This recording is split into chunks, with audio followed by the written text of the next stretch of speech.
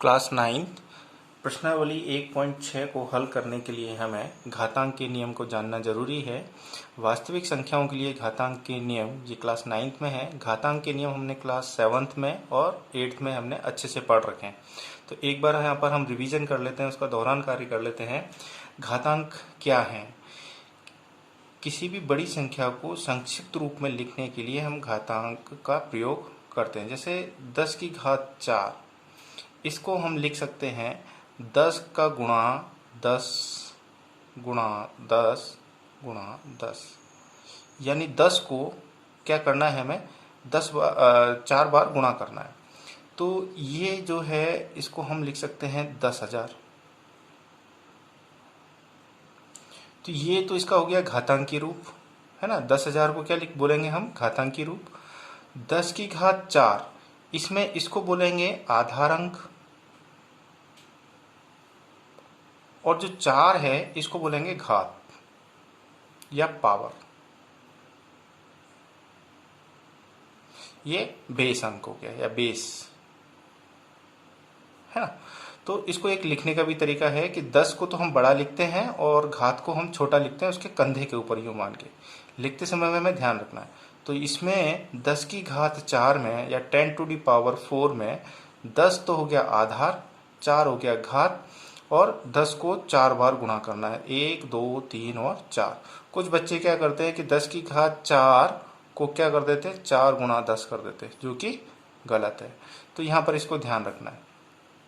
और ये हो गया इसका घातांकीय रूप। इसको क्या बोलते हैं हम? घातांकीय रूप। घातांकीय रूप। अब इसके कुछ नियम है ना। तो पहला नियम देख लेते हैं हम। पहला नियम कि आधार समान हो और गुणा के अंदर हो तो घातें जुड़ जाती है। जैसे यहाँ पर a की घात m और a की घात n है, यानी आधार अंक दोनों के क्या है? a यानी बराबर है। तो घातें आपस में क्या होंगी? जुड़ जाएंगी। कब जुड़ेंगी? जब दोनों ही गुणा में हो, है ना। तो a की घात m गुणा a की घात n बराबर a की घात m प्लस n। अब इसको हम उदाहरण के रूप में समझ सकते हैं। उदाहरण जैसे 2 की घात 3 ली हमने, गुणा 2 की घात 2 ले ली हमने। तो अब क्या हो जाएगा? 2 की घात 3 प्लस 2 यानी 2 की घात 5। अब इसको हम सत्यापित करके देखते हैं कि ये वास्तव में सही है या गलत। तो 2 की घात 3 को हम क्या लिख सकते हैं? 2 को 3 बार गुणा करके लिख सकते हैं। ये तो हो गया ये वाला गुणा, 2 को 2 बार गुणा किया। ये तो हो गया इसका left hand side. Right hand side में क्या करना है? 5 बार गुणा करना है, 1 2 3 4 और 5। मान बराबर है। आप 2 दूनी 4, 4 दूनी 8, तो 8 तो इधर हो गया, गुणा 2 दूनी 4 यहाँ हो गया। अब यहाँ पर देखें, 2 दूनी 4, 4 दूनी 8, 8 दूनी 16, 16 दूनी 32 और 8 चौक 32। तो ये इस टाइप से नियम का सत्यापित हो गया। तो ये एक नियम तो ये हो गया अपने पास कि यदि आधार समान हो और घातें अलग अलग हों या एक ही हो कोई भी, तो आपस में घातें क्या होती हैं? जुड़ जाती है। तो एक नियम तो ये आपको पुराना नियम है। अब इसके बाद भाग में हो तो क्या होगा? दूसरा नियम कि a की घात m हो और a की घात n हो तो क्या होगा? तो घातें घट जाती है, a की घात m माइनस n, है ना। ये भाग में हो और आधार समान हो तो घातें क्या होंगी? घट जाएंगी। तो यहाँ पर उदाहरण देख लेते हैं। 2 की घात 3 और 2 की घात 2, तो क्या हो गया? 2 की घात 3 माइनस 2, और 3 माइनस 2 होगा तो क्या होगा? 2 की घात 1 यानी कि 2 है। अब यहाँ पे करके देख लेते हैं। 2 की घात 3 का मतलब हो गया 2 गुणा 2 गुणा 2, और 2 की घात 2 का मतलब हो गया 2 गुणा 2। तो 1 2 से 1 2 कट गया, 1 2 से 1 2 कट गया, तो क्या बचा? खाली 2 बचा। तो ये भी सत्यापित हो गया।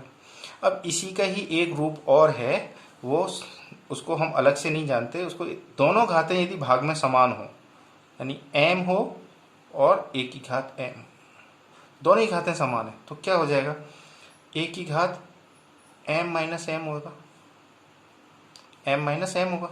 तो दो a की घात कितना हो गया, 0 हो गया, मतलब क्या हो गया, 1 हो गया, है ना।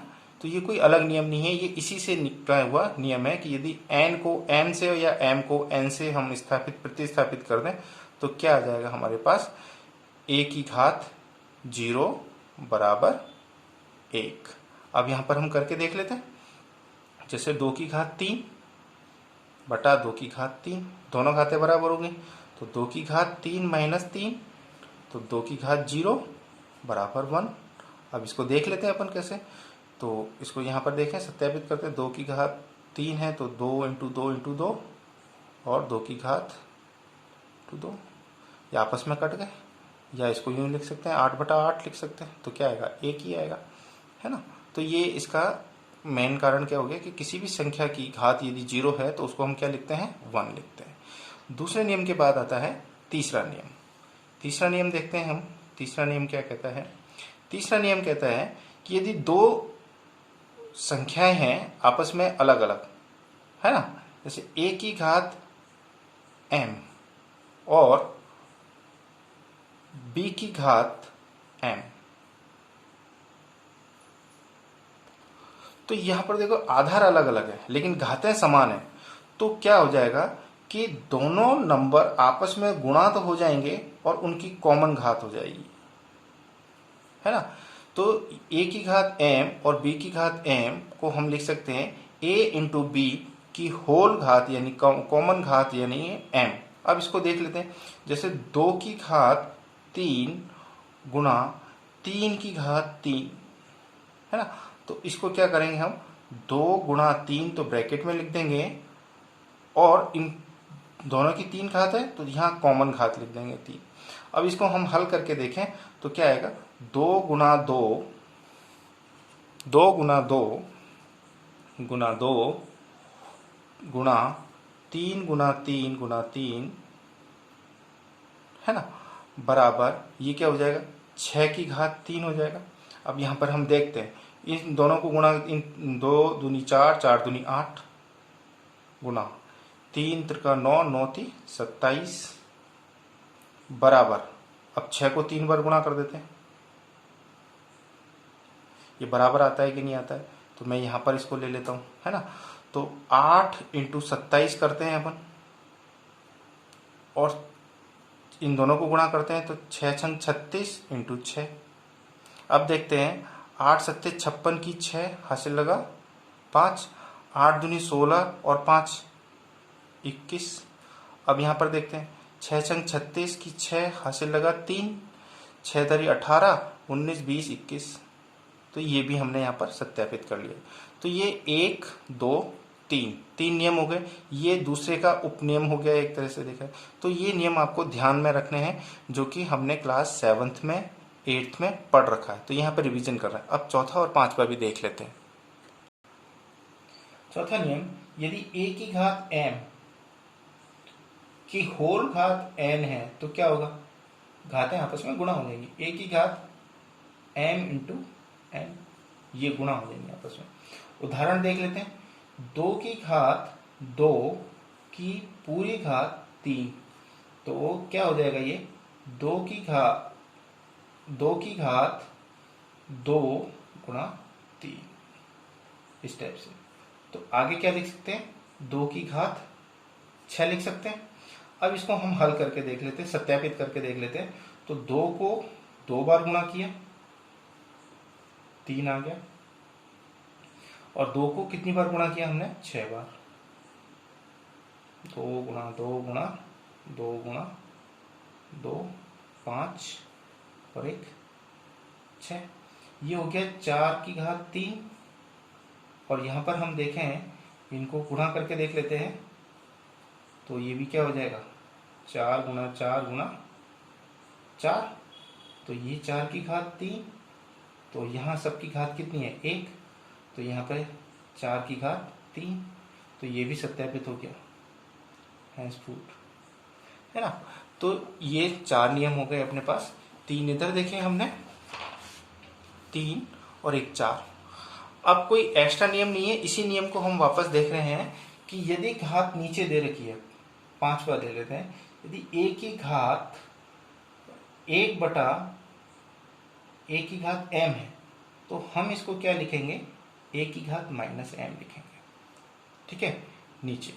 और यदि हम इसको और अच्छे से देखें तो ये ऋणात्मक हो गई आपके पास, और ऊपर नीचे ऋणात्मक दे रखी है, सवाल के रूप में ले लेते हैं, a की घात -m, a की घात -m और a की घात -n। इसको धनात्मक में लिखना है तो क्या करेंगे, a की घात तो n हो जाएगी और a की घात m हो जाएगी, ऊपर नीचे लिख दिया, ठीक है। तो ये 5 नियम हैं और इसके उप नियम भी बहुत सारे हो जाते हैं कहीं कहीं पे। तो इन घातांकों के नियम को जानना बहुत आवश्यक है। इसके आधार पर ही हम प्रश्नावली 1.6 शुरू करते हैं। ये नियम थे घातांक के नियम पूर्णांक संख्याओं के लिए। अब यहाँ पर हमारे पास अवास्तविक संख्याएं हैं चैप्टर 1 में, क्लास 9 के अंदर। तो इन नियमों का थोड़ा सा रूप बदल जाएगा। रूप कैसे बदल जाएगा, यहाँ पर हम देखें तो a की घात p गुणा a की घात q बराबर हो जाएगा a की घात p प्लस q। p और q क्या है यहाँ पे आपके, बताया था आपको, परिमेय संख्या। परिमेय संख्या किस रूप में होती है, परिमेय संख्याएं किस रूप में होती हैं,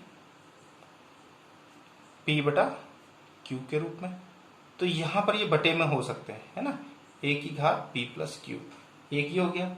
दूसरा हो जाएगा अपने पास कि a की घात p गुणा a की घात q। तो क्या हो जाएगा ये a की घात p इंटू q। तीसरा हो जाएगा अपने पास कि यदि 2 नंबर हैं जिनकी समान घातें हैं, p गुणा b की घात p, तो क्या हो जाएगा a इंटू b की घात p। और इसी तरह से चौथा हम लें तो बटे में ले लेते हैं, a की घात p बटा a की घात q। तो इसको लिख सकते हैं a की घात p माइनस q।